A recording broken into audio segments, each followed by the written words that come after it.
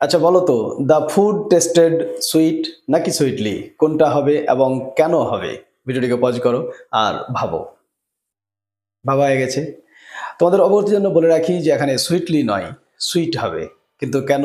Tested verb, আর আমরা জানি যে ভার্বের পরে সাধারণত অ্যাডভার্ব ব্যবহৃত হয়। শিক্ষার্থী বন্ধু, এটা বোঝার জন্য আমাদের এক বিশেষ ধরনের ভার্ব সম্পর্কে জানতে হবে। ভার্ব বলতে আমরা সাধারণত কোনো কাজ করা বোঝাই, কিন্তু সব ভার্ব কাজ বা অ্যাকশন বোঝায় না। এই ধরনের ভার্বকে লিঙ্কিং ভার্ব বলে।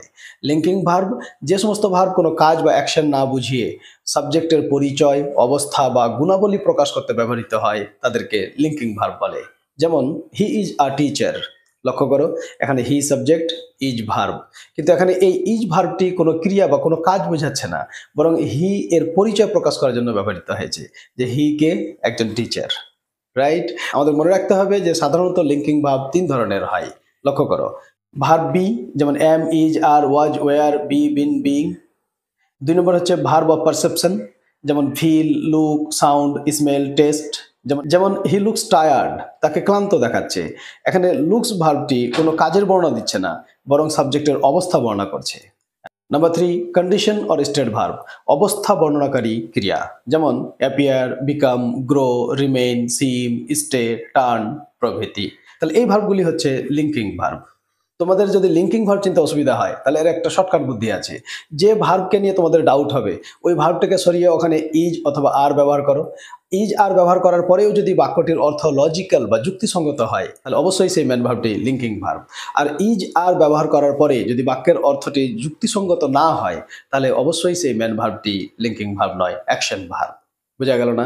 উদাহরণ লক্ষ্য করো, সি লুকস বিউটিফুল, তাকে সুন্দর দেখাচ্ছে। এখানে লুকস ম্যান ভার্ব। আচ্ছা, একে সরিয়ে দিয়ে এখানে আমরা যদি ইজ ব্যবহার করি, তাহলে বাক্যটি কি হবে? সি ইজ বিউটিফুল, সে হয় সুন্দরী।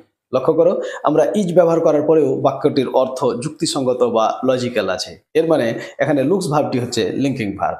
আমরা যদি আবার বলি হি ইটস রাইস, সে ভাত খায়। এখানে ইটস ভার্বটিকে সরিয়ে আমরা যদি ইজ ব্যবহার করি, তাহলে বাক্যটি কি হবে? হি ইজ রাইস, সে হয় ভাত। লক্ষ্য করো, বাক্যের অর্থটা হাস্যকর হয়ে গেছে, অপ্রাসঙ্গিক, অযৌক্তিক।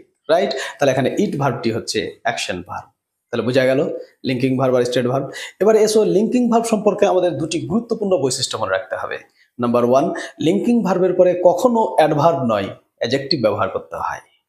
মনে থাকবে। নাম্বার টু, লিঙ্কিং ভার্বের অবজেক্ট হয় না। লিঙ্কিং ভার্বের পরে যা থাকবে তাকে গ্রামারে কমপ্লিমেন্ট বলা হয়। আই হোপ তোমাদের বিষয়টি মনে থাকবে। যদি বুঝতে অসুবিধা হয়, তাহলে ভিডিওটিকে ব্যাক করে আরেকবার শুনে নিও। আশা করি তোমাদের সব ডাউট ক্লিয়ার হয়ে যাবে। Thanks for watching.